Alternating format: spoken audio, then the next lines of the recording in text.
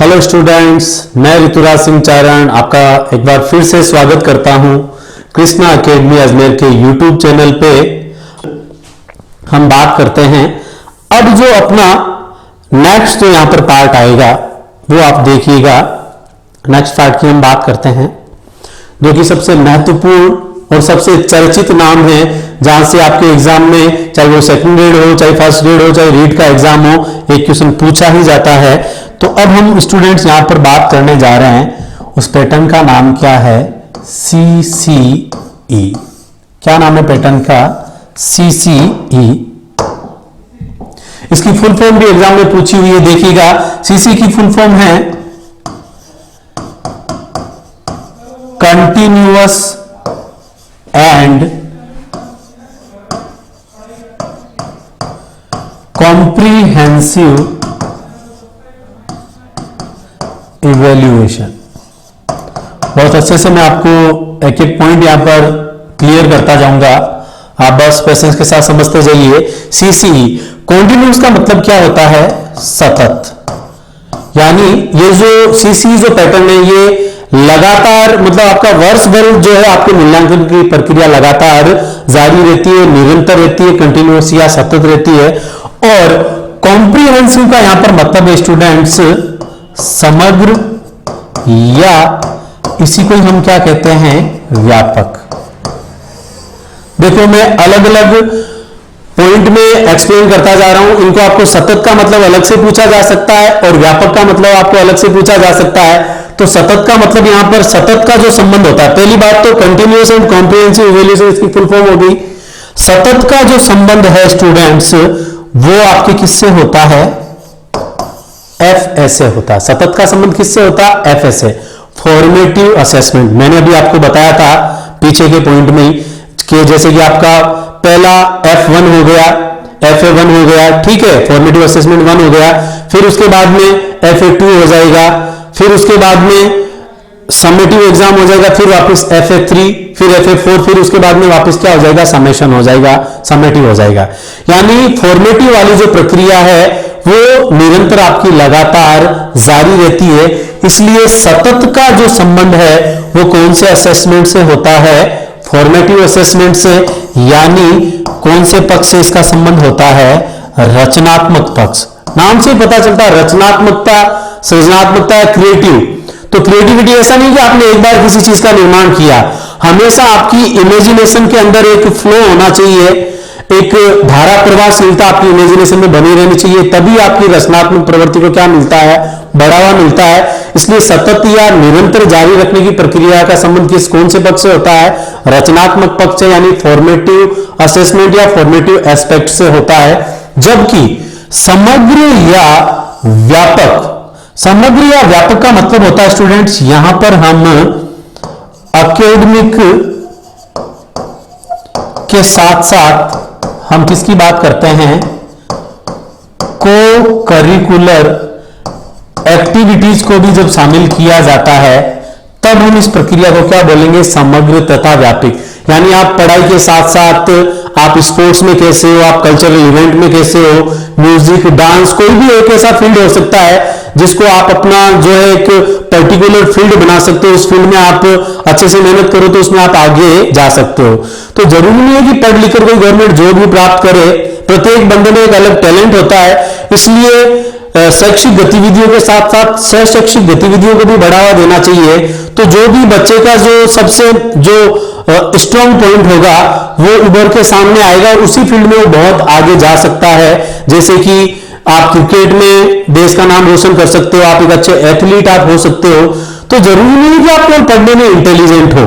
तो एकेडमिक के साथ साथ को करिकुलर एक्टिविटीज की भी जब हम बात करेंगे तो वो कौन सा पक्ष हो जाएगा स्टूडेंट? समग्र तथा व्यापक। यानी स्कॉलस्टिक एस्पेक्ट के साथ साथ हम को स्कॉलस्टिक एस्पेक्ट या एकेडमिक के साथ साथ हम को करिकुलर एक्टिविटीज की भी जब हम बात करते हैं तो उसका संबंध किससे होता है? समग्र तथा व्यापक से हम करते हैं। तो याद रखना स्टूडेंट, समग्र और व्यापक का मतलब क्या है? एकेडमिक तथा को करिकुलर एक्टिविटीज दोनों को शामिल करना।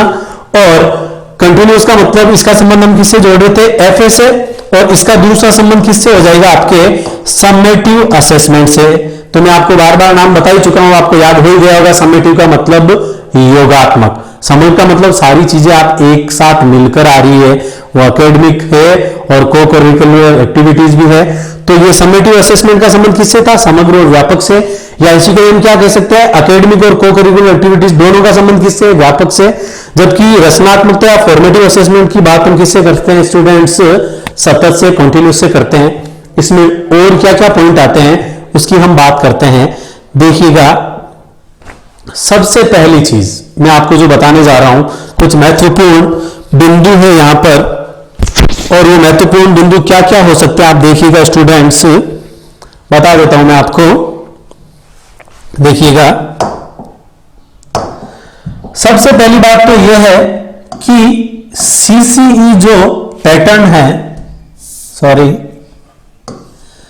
तो इस सीसीई पैटर्न की शुरुआत कब से हुई है, ठीक है, और ये किसकी देन है उसकी हम बात करेंगे। तो देखिएगा स्टूडेंट्स, सीसीई पैटर्न जो है सबसे पहले किसके द्वारा लागू किया गया? सीबीएसई के द्वारा, central board of secondary education. तो सीसीई पैटर्न को सीबीएसई ने कब लागू कर दिया था? 2009 में। लेकिन यदि बात करें अपने आरबीएसई बोर्ड की, या हम इसकी बात किसके परिप्रेक्ष्य में करें? राजस्थान के परिप्रेक्ष्य में करें, तो राजस्थान में सीसीई पैटर्न की जो शुरुआत है स्टूडेंट्स, वो कब से हो रही है? आपके 1 अप्रैल 2010 से। ढंग से समझना, फैक्ट्स है, एग्जाम में क्वेश्चन यहां से बन सकता है। देखो, सीबीएसई ने इसको कब लागू किया था? 2009 में। लेकिन राजस्थान में इसको कब लागू किया गया? 1 अप्रैल 2010 से। फिर दूसरा क्वेश्चन कैसा बन सकता है? देखो, सीबीएसई ने इसको जो लागू किया था वो कौन सी क्लासेस के लिए किया था? 1st to 10th। कौन सी क्लासेस के लिए किया था? 1st to 10th। लेकिन राजस्थान के अंदर जो इसकी शुरुआत हुई थी वो 2 पार्ट में हुई थी। देखिएगा, सबसे पहले राजस्थान में इसको लागू किया गया कौन सी कक्षा तक? 1 से लेकर 4 तक की कक्षा में, और इसको संपूर्ण राजस्थान में लागू नहीं किया था। यहां पर 2 डिस्ट्रिक्ट में इसको सबसे पहले लागू किया था, एक तो जयपुर और दूसरा आपके यहां पर नाम आता है जयपुर तथा अलवर के 60 स्कूल्स में जो है कौन सा पैटर्न फॉलो किया गया स्टूडेंट्स? CCE pattern. देखो, सीबीएसई ने 1 से लेकर 10 तक डायरेक्टली पूरा सेकेंडरी एजुकेशन तक लागू किया था, लेकिन राजस्थान में इसको सबसे पहले कौन सी कक्षा में लागू किया? 1 से लेकर 4, और ये भी संपूर्ण राजस्थान में नहीं, क्योंकि सबसे पहले देखो इसको लागू कहां पर किया जा रहा है? कौन सी डिस्ट्रिक्ट की हम बात कर रहे हैं? जयपुर और अलवर की कक्षा 1 से लेकर 4 तक के कितने विद्यालयों में इसको लागू किया गया? 60 विद्यालयों में। जबकि यदि आपसे पूछे कि संपूर्ण विद्यालयों के अंदर, यानी राजस्थान के जो टोटल स्कूल है, ठीक है ना, तो संपूर्ण विद्यालयों में, या इसको हम ऐसा भी कह सकते हैं, संपूर्ण राजस्थान में सीसी पैटर्न को कब से लागू किया गया? तो इसकी डेट है स्टूडेंट्स 2016-17। ये डेट बहुत ही महत्वपूर्ण है, बहुत कम जगह ये फैक्ट मिलता है, तो यहां से आपके एग्जाम में क्वेश्चन बन सकता है। यदि आपको प्रारंभ पूछे राजस्थान में, तो 1 अप्रैल 2010, और संपूर्ण राजस्थान में या संपूर्ण राजस्थान के विद्यालयों में कब लागू किया गया? तो उसकी डेट क्या है स्टूडेंट्स? 2016-17। सीबीएसई ने इसको 1 से 10 तक की कक्षा में लागू किया था, जबकि राजस्थान में इसका प्रारंभ 1 से लेकर 4 यानी प्राइमरी सेक्शन में, और फिर बाद में इसको बढ़ाकर कौन सी कक्षा में कर दिया गया? 6 से लेकर 8वीं कक्षा में। तो यहां पर 2 चरण चल गए। पहला चरण 1st to 5 और सेकंड चरण जो है आपके अपर प्राइमरी सेक्शन में हो जाएगा, और वो सेक्शन क्या है स्टूडेंट्स? 6 to 8। आप चाहो तो इसका स्क्रीनशॉट ले सकते हो। आरबीएसई में इसकी डेट 2009 है, राजस्थान में 1 अप्रैल 2010, संपूर्ण राजस्थान में 2016-17। तीनों डेट अच्छे से याद रखना। इसके अलावा और क्या क्या फैक्ट्स हैं उसकी भी हम चर्चा करते हैं। और याद रखना, सीसीई पैटर्न को जो लागू किया है वो किसके तहत किया गया? आरटीई की नियमावली के तहत। किसके तहत? आरटीई के तहत। आपको बताइए, हम पढ़ चुके हैं आरटीई एक्ट 2009। तो आरटीई के लागू होने के पश्चात ही कौन से पैटर्न को प्रारंभ किया है? सीसीई पैटर्न को। तो याद रखना, सीसीई पैटर्न की बात आरटी 2009 की कौन सी धारा में की गई है? तो याद रखना स्टूडेंट्स, इसकी बात की गई है धारा 29। बहुत महत्वपूर्ण तथ्य है। मैं आपको आरटी की धाराएं पढ़ा चुका हूं, लेकिन particular age it is question की लैंग्वेज में मैं आपको बता रहा हूं कि आरटी की कौन सी धारा में सीसी पैटर्न की बात की गई है। तो उसका आंसर क्या हो जाएगा? धारा 29। ठीक है स्टूडेंट्स, अब इसी अगली कड़ी में हम आगे बढ़ते हैं। आप देखिएगा, ये जो सीसी पैटर्न है, सॉरी देखिएगा, ये जो सीसी पैटर्न है इसको एक और नाम दिया जाता है एसबीए। पूछा जा सकता है, बहुत कम जगह इसका उल्लेख मिलता है। सीसी पैटर्न को हम क्या बोलते हैं? एसबीए। यानी एसबीए का मतलब है यहां पर स्कूल बेस्ड असेसमेंट। असेसमेंट का मतलब आपको पता ही है, आकलन। और आपका आकलन कहां पर हो रहा है? आपके स्कूल के अंदर ही। तो सीसी पैटर्न को स्कूल बेस्ड असेसमेंट क्यों कहते हैं, इसको एसबीए क्यों कहते हैं, इसके पीछे रीजन क्या है? क्यों? क्योंकि ये जो सीसी पैटर्न है इसके अंदर आपको जो मूल्यांकन किया जाता है वो आपकी स्कूल की ही चार दीवारी में आपको जो टीचर पढ़ा रहे हैं उन्हीं के द्वारा किया जाता है। क्यों? क्योंकि जब बाहर से कोई एग्जामिनर आपको इवेल्युएट करने के लिए आता है, आपका मूल्यांकन करने के लिए आता है, तो ऐसी कंडीशन में बच्चा क्या होता है? थोड़ा पैनिक हो जाता है। तो बच्चा पैनिक ना हो इसलिए किसकी व्यवस्था की गई है? स्कूल के टीचर के द्वारा ही आपका आकलन किया जाता है, आपका मूल्यांकन किया जाता है। जो टीचर आपको वर्ष भर पढ़ा रहे हैं तो वो आपकी एक एक चीज पे उनको बहुत अच्छे से ध्यान होता है कि किस बच्चे की कौन से फील्ड में कमजोरी है, वो उसको अच्छे से डायग्नोज करके उसकी प्रॉब्लम को क्या कर सकते हैं? दूर कर सकते हैं। तो जब मूल्यांकन की प्रक्रिया को स्कूल के टीचर्स के द्वारा ही उनका मूल्यांकन या आकलन किया जाता है तो उसको हम स्टूडेंट्स क्या नाम देते हैं? एसबीए या स्कूल बेस्ड असेसमेंट। तो याद रखना, सीसी पैटर्न को स्कूल बेस्ड असेसमेंट कहने का मेन रीजन क्या हो जाएगा यहां पर कि यहां पर जो मूल्यांकन है वो स्कूल्स के टीचर्स के द्वारा ही किया जाता है। अब यहां पर देखो, अगली कड़ी में जो हम बात करेंगे, ये जो सीसी पैटर्न है, ठीक है ना, इस सीसी पैटर्न के अंदर कुल हम जो बात करेंगे, एक तो हम किसकी बात करेंगे? फॉर्मेटिव की, और दूसरा हम यहां पर बात किसकी करेंगे? समेटिव की। थोड़ा ढंग से देखना, सीसी पैटर्न के अंदर टोटल जो फॉर्मेटिव या जो टोटल जो रचनात्मक पक्ष होते हैं इनकी संख्या होती है स्टूडेंट्स 4। सीसी पैटर्न में कुल कितने फॉर्मेटिव होते हैं? 4 फॉर्मेटिव होते हैं। और प्रत्येक फॉर्मेटिव का जो वेटेज या अंक बार है वो कितना होता है स्टूडेंट्स? 10%। कितना होता है? 10%। जबकि समेटिव या जो योगात्मक पक्ष जो होता है, तो टोटल वर्ष भर में कितने समेटिव होते हैं? 2 समेटिव। तो सीसी पैटर्न में कुल 4 फॉर्मेटिव तथा 2 क्या होते हैं? समेटिव होते हैं। फॉर्मेटिव का वेटेज कितना होता है? प्रत्येक फॉर्मेटिव का 10%, जबकि प्रत्येक समेटिव या प्रत्येक योगात्मक का यदि भार पूछे तो कुल कितना प्रतिशत होता है? आपके 30% होता है। कितना प्रतिशत होता है स्टूडेंट्स? 30%। और समेटिव कितने हो रहे थे? 4, प्रत्येक का 10, यानी कुल मिला के ये कितना हो जाएगा? 40%। और प्रत्येक समेटिव का कितना वेटेज है? 30%। तो 2 समेटिव का मिला के कितना हो जाएगा? 60%। तो 60% जो भाग है वो किसका हो जाएगा? समेटिव का, और 40% जो भाग है वो किसका हो जाएगा? फॉर्मेटिव का। आशा करता हूं आपको बहुत अच्छे से समझ में आया होगा। एक एक पॉइंट बहुत महत्वपूर्ण है, किसी भी लैंग्वेज में आपको घुमा कर यहां पर क्वेश्चन पूछा जा सकता है। आगे देखिएगा स्टूडेंट्स, अच्छा एक चीज यहां पर और देखना, इसका जो फॉर्मेटिव और समेटिव का प्रोसेस क्या होगा? देखो, सबसे पहले क्या हो गया? FA1 हो गया, फॉर्मेटिव असेसमेंट फर्स्ट, और इसका अंक बार कितना हो गया? 10%। ठीक है, फिर आपके क्या हो जाएगा? FA2 हो जाएगा, फॉर्मेटिव असेसमेंट 2। प्रत्येक फॉर्मेटिव का मैंने आपको बताया था अंक बार कितना रहता है? 10%। अब देखो यहां पर कितने फॉर्मेटिव हो गए? 2 फॉर्मेटिव हो गए। अब इन दो फॉर्मेटिव के बाद में स्टूडेंट्स आपके तीसरे नंबर पे क्या हो जाएगा, समेटिव असेसमेंट हो जाएगा SA1, जिसका अंक बार कितना हो जाएगा 30%। तो याद रखना स्टूडेंट्स, प्रत्येक दो फॉर्मेटिव के बाद में एक क्या होता है, समेटिव होता है। ये याद रख लो ताकि पूरा आपको बिल्कुल क्रैम करने की जरूरत नहीं पड़ेगी।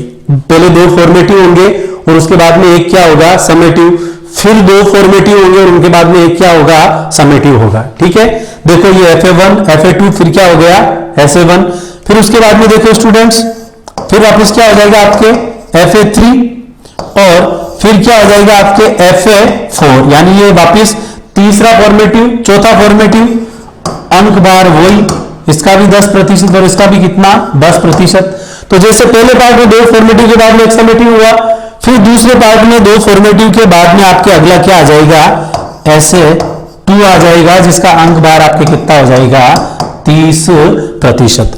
तो इसीलिए मैंने आपको साइड में लिख दिया कि प्रत्येक दो फॉर्मेटिव के बाद में एक क्या होता है स्टूडेंट्स, समेटिव होता है।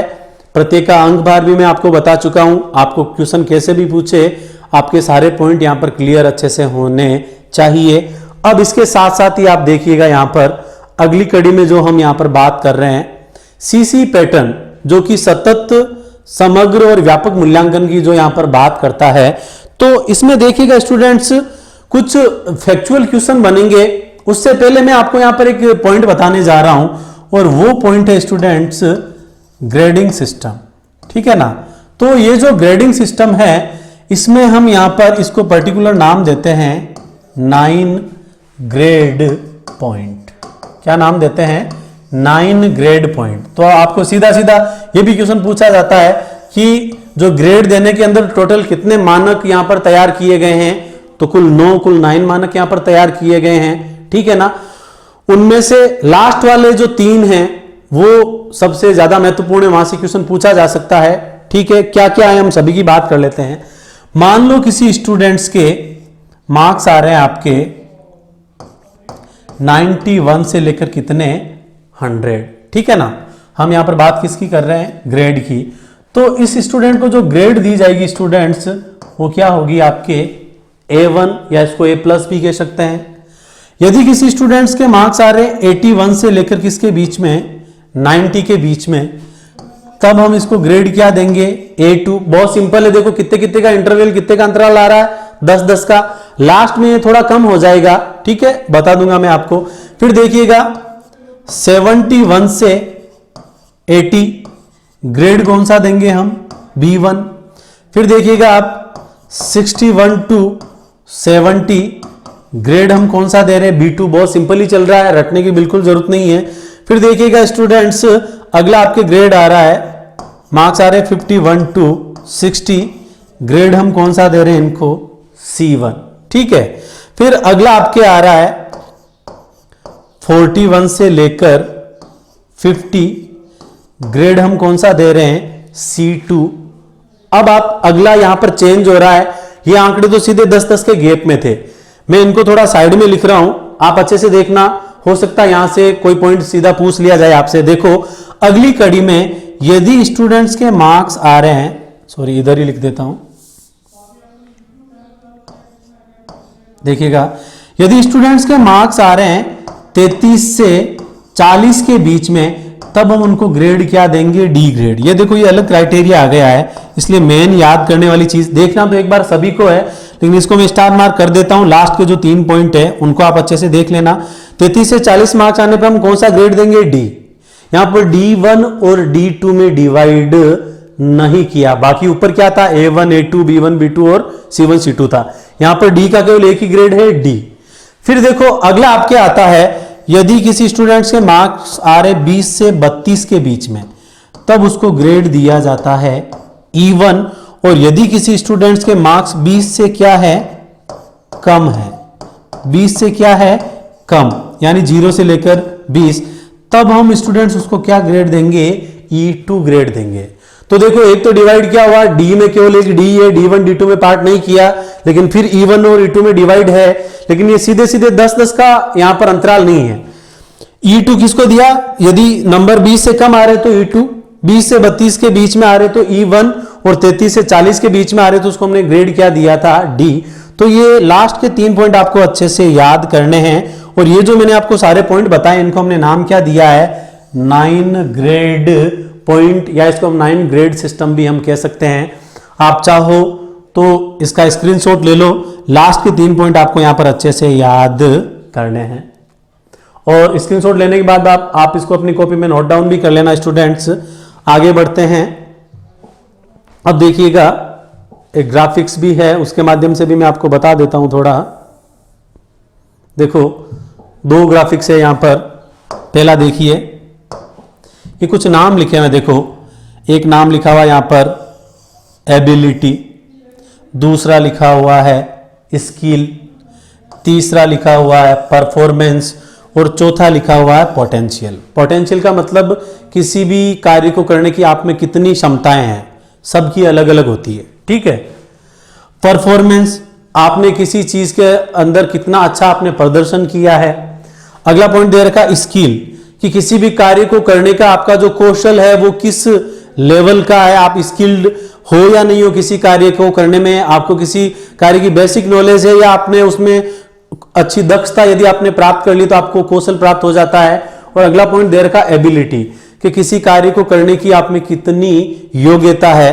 तो ये जो पॉइंट है स्टूडेंट्स, इसका जो संबंध होता है वो कौन से पक्ष से होता है, को स्कोलास्टिक पक्ष से होता है। कौन से पक्ष से होता है, को स्कोलास्टिक।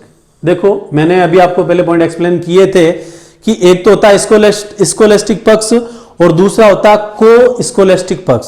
तो स्कोलास्टिक पक्ष में तो हम बच्चे के केवल किताबी ज्ञान की हम बात करते हैं, उसका स्कूल में रिजल्ट कैसा है उसके स्कूल की 4 दीवारी में हम सीमित करके रख देते हैं। जबकि को स्कोलास्टिक एस्पेक्ट में हम बात किसकी करते हैं कि बच्चे का व्यक्तित्व कैसा है, सामाजिकता का गुण उसमें कितना डेवलप हो चुका है, उसका संवेगात्मक विकास हुआ है या नहीं हुआ है। यानी ऑलराउंड डेवलपमेंट की बात किसके साथ साथ एबिलिटी, स्किल, परफॉर्मेंस और पोटेंशियल, इन सभी चीजों को मिला के जो हम एक नाम देते हैं वो कौन सा एस्पेक्ट होता है स्टूडेंट्स, को स्कोलास्टिक एस्पेक्ट्स। बहुत सीधे सीधे आप समझ गए होंगे, क्योंकि स्कोलास्टिक का संबंध केवल किससे होता है, स्कूल की 4 दीवारी तक वो सीमित रहता है, केवल शैक्षिक गतिविधियों को शामिल करते हैं।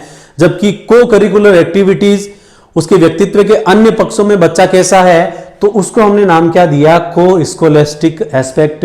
यानी इस एस्पेक्ट में हम पोटेंशियल, परफॉर्मेंस, स्किल और एबिलिटी सभी चीजों की हम मिला के यहां पर हम बात करते हैं। यानी होलसम पर्सनैलिटी या ऑलराउंड डेवलपमेंट या सर्वांगीण विकास की जो बात है वो हम कौन से एस्पेक्ट में करते हैं, को स्कोलास्टिक एस्पेक्ट। सीधे सीधे शब्दों में लिख देता हूं, इसका संबंध किससे होता है स्टूडेंट्स, होल पर्सनैलिटी, यानी किसी एक पक्ष से नहीं होकर किससे होता है, संपूर्ण व्यक्तित्व से संबंधित होता है। किससे संबंधित होता है, संपूर्ण व्यक्तित्व से संबंधित।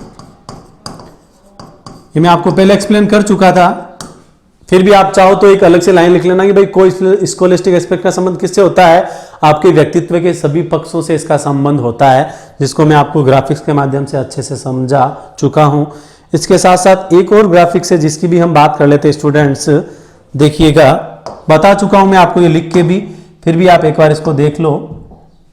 देखो ये लिखा हुआ है परफॉर्मेंस मेजरमेंट, इसमें देखो डिवाइड कर रखा है, ये बीच में 2 लाइनें खींची हुई है। ये लिखा हुआ फॉर्मेटिव इवेल्युएशन, फिर लिखा हुआ फॉर्मेटिव इवेल्युएशन, फिर क्या लिखा हुआ फॉर्मेटिव इवेल्युएशन और फिर फॉर्मेटिव इवेल्युएशन।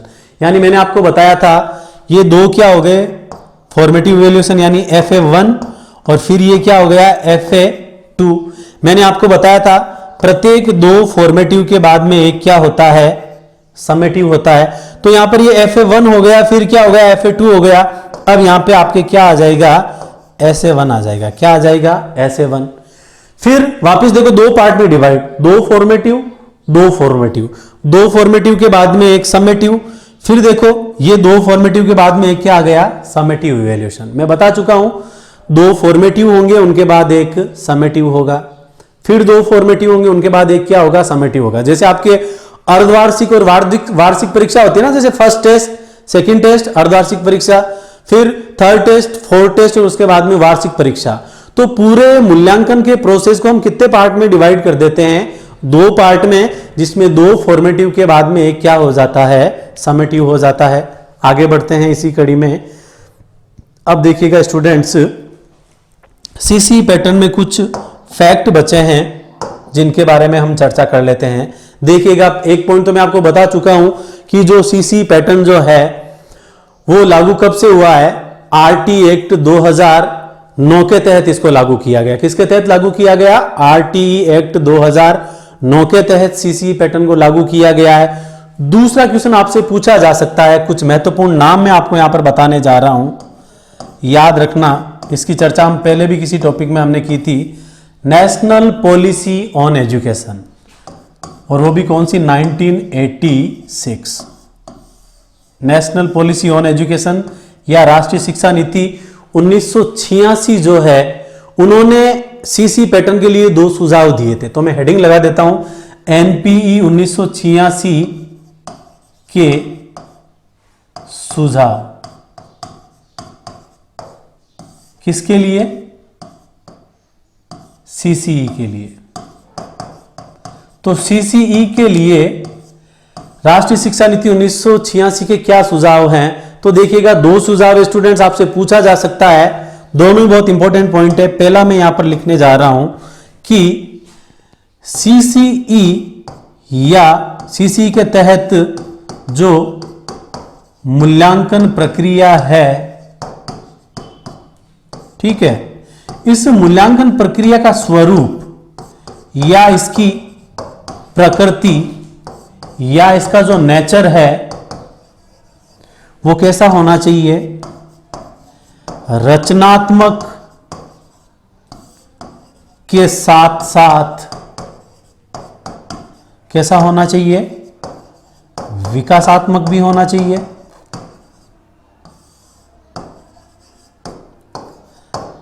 ठीक है, तो ये हो गया आपका पहला सुझाव। वापस रिपीट कर देता हूं कि किसकी सिफारिश के आधार पर यह कहा गया कि सीसी पैटर्न के तहत मूल्यांकन की प्रक्रिया का स्वरूप या जो प्रकृति या जो नेचर है वो रचनात्मक के साथ साथ कैसा होना चाहिए? विकासात्मक भी होना चाहिए।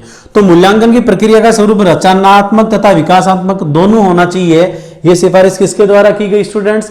एनपी 1986। आपको ऑप्शन में ऐसे भी मिल सकता है, एनपी 1968, एनपी 86, 1986, एनसीएफ 2005 या आरटी 2009 कि उपयुक्त में से रचनात्मक तथा विकासात्मक मूल्यांकन का स्वरूप होना चाहिए। ये सुझाव किसका था? ये 4 पॉइंट दे दिए, तो इसमें इसका आंसर क्या हो जाएगा? ये सुझाव किसका? राष्ट्रीय शिक्षा नीति 1986 का। और इसके साथ साथ जो दूसरा सुझाव यहां पर दिया गया स्टूडेंट्स, देखिएगा, एनपी 1986 का जो दूसरा सुझाव है वो भी बहुत महत्वपूर्ण है। देखो कि मूल्यांकन की प्रक्रिया में दूसरा सुझाव क्या है? मूल्यांकन की प्रक्रिया में शैक्षिक के साथ साथ सह शैक्षिक गतिविधियों को भी शामिल करना चाहिए। सह शैक्षिक गतिविधियों को भी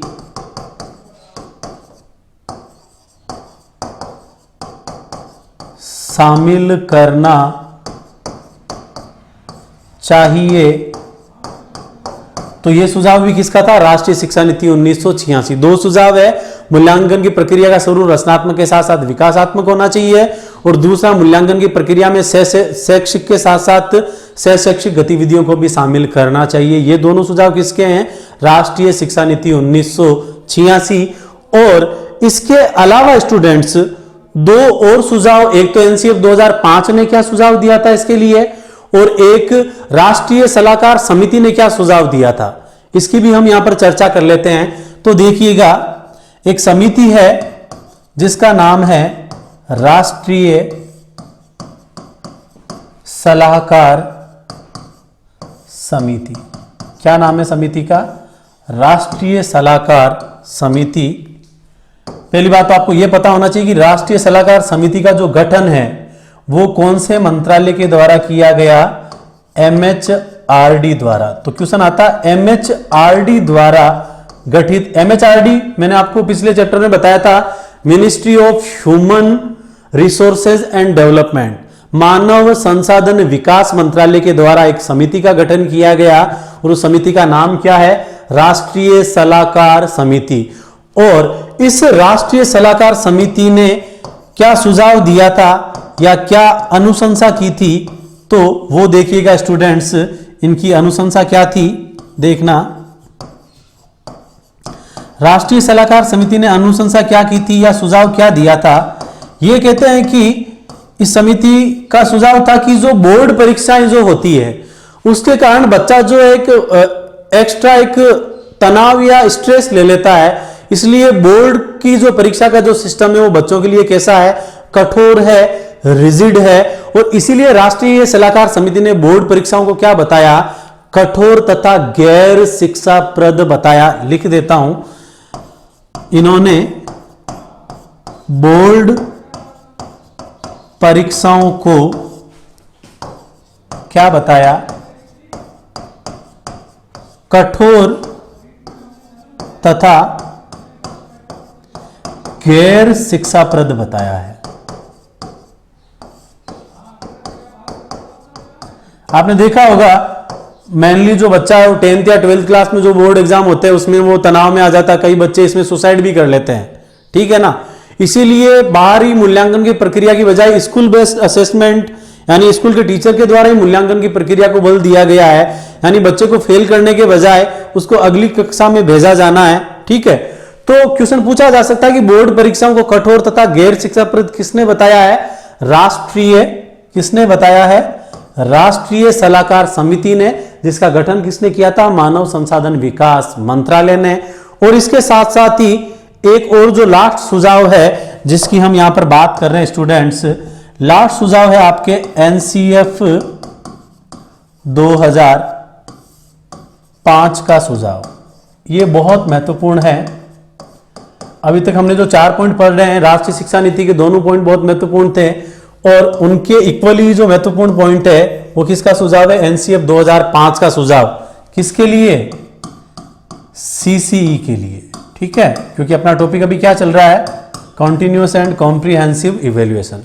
तो NCF 2005 कहता है कि जो 10वीं बोर्ड की जो परीक्षा है उसको वैकल्पिक घोषित कर देना चाहिए। वैकल्पिक कैसे? जैसे आपको पता हो तो अपने राजस्थान के अंदर 8वीं कक्षा का जो बोर्ड था, पहले बोर्ड परीक्षा को खत्म कर दिया था, फिर 1 या 2 साल बाद में उस बोर्ड परीक्षा को वैकल्पिक बना दिया गया कि कुछ स्टूडेंट अपनी इच्छा से जो है वो बोर्ड परीक्षा के तहत एग्जाम दे सकते हैं और जो ऐसा नहीं करना चाहते वो नॉर्मल एग्जाम भी दे सकते हैं। इसलिए 10वीं की बोर्ड परीक्षा को वैकल्पिक बनाने का सुझाव जो है वो किसके द्वारा दिया गया? NCF 2005 के द्वारा। लिख देता हूं, आप स्क्रीनशॉट ले लेना, बहुत महत्वपूर्ण क्वेश्चन है। 10वीं की बोर्ड परीक्षा को वैकल्पिक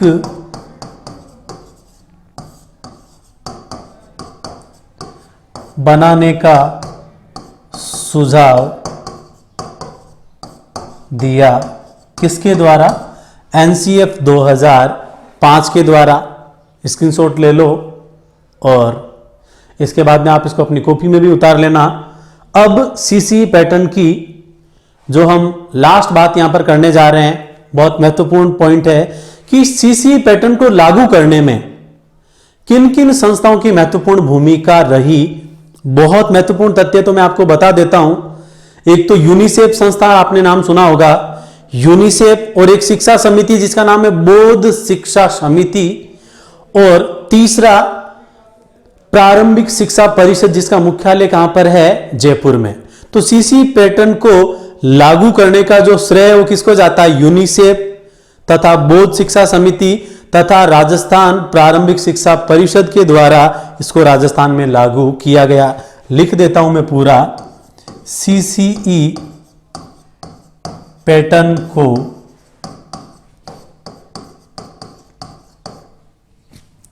CCE पैटर्न को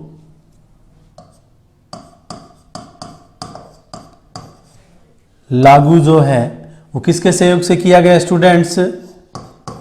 एक आपका यहां पर नाम आता है यूनिसेफ, दूसरा आपके यहां पर नाम आ रहा है बौद्ध शिक्षा समिति। ये कमिटी है जिसका नाम क्या है? बौद्ध शिक्षा समिति। और इसको मेनली राजस्थान में पहले चरण में 1 से 5वीं तक की कक्षाओं में लागू किया था, फिर दूसरे में 6 से 8। भाई 1 से 4 का मतलब क्या हो जाएगा? प्राइमरी सेक्शन ही है ना, तो पहले इसको प्राइमरी सेक्शन फिर अपर प्राइमरी सेक्शन में।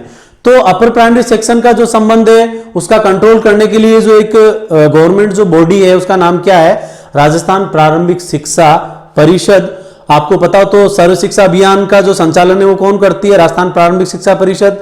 सर्व शिक्षा अभियान का संबंध किससे? एलिमेंट्री एजुकेशन से। और सीसी पैटर्न को मेनली लागू भी किसमें किया गया था? प्रारंभिक शिक्षा में लागू किया गया था। तो तीसरा नाम यहां पर आता है स्टूडेंट्स राजस्थान प्रारंभिक शिक्षा परिषद। ठीक है, तो आपसे पूछा जा सकता है कि सीसी पैटर्न को लागू करने का श्रेय जो है वो सीसी पैटर्न को लागू करने का श्रेय जो है वो किसको जाता है स्टूडेंट्स? 3 नाम आते हैं यहां पर, यूनिसेफ, बौद्ध शिक्षा समिति और राजस्थान प्रारंभिक शिक्षा परिषद। तो ऐसा भी क्वेश्चन आ सकता है कि सीसी को लागू करने में निम्न में से किस संस्था का योगदान नहीं था या कौन सी संस्था सीसी पैटर्न से संबंधित नहीं है। तो यदि आपको ये 3 पॉइंट याद है तो चौथा पॉइंट आप अच्छे से वहां पर आप इजीली अलग उसको कर सकते हो। आशा करता हूं स्टूडेंट्स आपको आज हमने जो भी पढ़ाई आपको समझ में आया होगा। अब इसी मापन, मूल्यांकन और आकलन वाले टॉपिक में जो अगली जो कड़ी है उसकी हम चर्चा करते हैं नेक्स्ट क्लास में। Okay students, thanks.